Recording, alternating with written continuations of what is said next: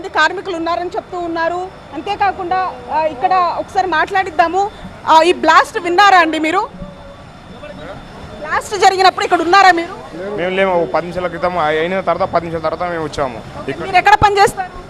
మేము ఇక్కడే పక్కన కంపెనీలో ఇస్తాం. పక్క కంపెనీలో. ఓకే, అంటే సహజంగా ఈ కంపెనీలో ఏం పని చేస్తూ ఉంటారు? మీకు తెలిసిన వాళ్ళు ఎవరైనా ఉన్నారు ఇందులో?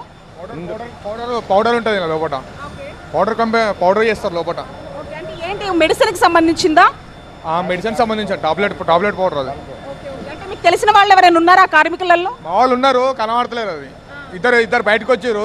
రీసెంట్గా వచ్చారు మా వాళ్ళు డ్యూటీకి. ఇద్దరు వచ్చారు, ఇద్దరు బయటకు వచ్చారు, ఇద్దరు ఇంకా లోపల ఉన్నారు. ఇంకా ఫోన్ చేసినాము, ఫోన్ చేస్తే ఎత్తలేరు. అంటే ఎవరు వాళ్ళు, ఏ ఊరు వాళ్ళు, ఏం పేర్లు? వాళ్ళు ఇక్కడ నారాయణఖేడ్ వాళ్ళు ఇద్దరు ఉన్నారు. పేర్లు అనేది మనకు అంత ఐడియా లేదు వాళ్ళ పేర్లు. ఒరిస్సా వాళ్ళు కూడా చాలా మంది ఉన్నారు. ఒరిస్సా వాళ్ళు కూడా లోపల. సుమారు ఎంతమంది ఉన్నారని చెప్తున్నారు? ఉన్నారు, చాలా మంది ఉన్నారు. కానీ మనకు 10 మంది అయినా బయటకు వచ్చారు పొద్దున. అంటే ఇక్కడ గాయపడిన వాళ్ళు హాస్పిటల్ తీసుకెళ్లారు కదా, వాళ్ళని అడిగితే ఏమని చెప్పారా? అర్చన హాస్పిటల్ తీసుకెళ్లారు. వాళ్ళని అడిగితే ఏమైనా చెప్పారా లోపల ఉన్నారు అని? చెప్తారు ఉన్నారట, లోపల ఉన్నారట. ఇంకా అసలు లోపల ఎంతమంది ఉంటారు?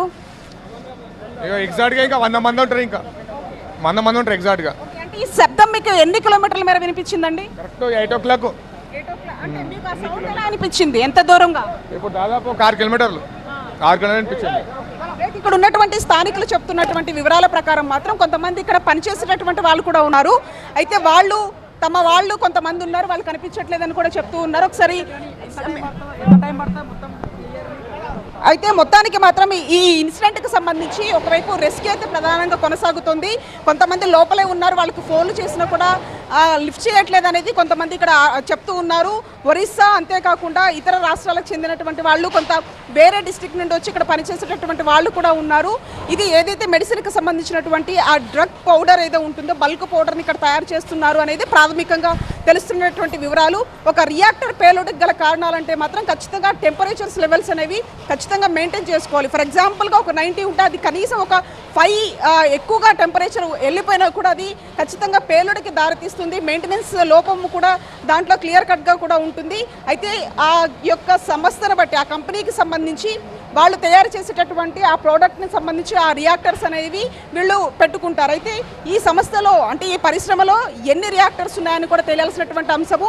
ప్రధానంగా ఆ రియాక్టర్ పేలినటువంటి సందర్భంలో ఎవరెవరు ఉన్నారు, దానికి షిఫ్ట్ ఇన్ఛార్జ్గా ఎవరు ఉన్నారు అనేది కూడా తెలియాల్సినటువంటి అంశం. ఎందుకంటే గతంలో కూడా ఒక ఇన్సిడెంట్ జరిగింది. ఆ ఇన్సిడెంట్లో కూడా దాదాపు ఆ చుట్టుపక్కల మొత్తం కూడా ఆ గ్లాసులు కూడా ధ్వంసమైపోయాయి. అంతేకాకుండా బయట వెళ్తున్నటువంటి వాళ్ళకి సైతం కూడా ఆ గ్లాస్ ముక్కలు తగిలి గాయపడినటువంటి ఆ ఇన్సిడెంట్ చూసాం. ప్రస్తుతం మాత్రం చూస్తూ ఉన్నాం. ఇంకా ఆ రియాక్టర్కి సంబంధించినటువంటి పేలుడుతో ఆ కెమికల్ రియాక్షన్ జరిగిందా ఏమనేది తెలియాలి.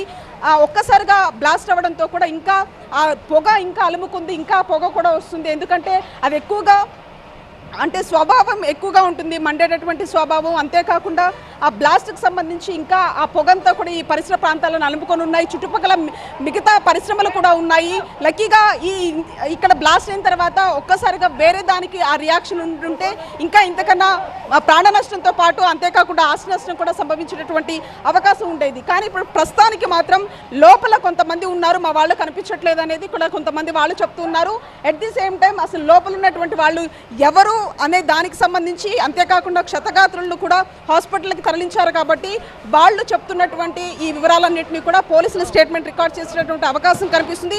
ప్రస్తుతానికి ప్రాథమికంగా కూడా ఈ రెస్క్యూ కొనసాగుతుంది. మనం చూస్తున్నాం, ఒకవైపు ఫైర్ ఇంజిన్లు కనిపిస్తున్నాయి, అంబులెన్స్లు ఇవన్నీ కూడా వచ్చినటువంటి పరిస్థితి. అయితే ఇక్కడ ఒకసారి ఒకళ్ళు ఉన్నారు, ఒకసారి మాట్లాడదాం. అమ్మా ఎవరు? आपका नाम क्या है, कौन है? मेरा बेटा है, भाई का बेटा, मेरा बेटा नहीं, भाई का बेटा है। कौन सा स्टेट से आए अम्मा, उनका नाम क्या है? हमें उड़ीसा का है। नाम क्या है? मेरा नाम है बिजनेस में है, गौड़ा। काम कहाँ करते हो इसमें? इसमें पैकिंग कर रहा कि क्या कर रहा मालूम नहीं है। ओके, नाम क्या है उनका? सिद्धांत गौड़ा।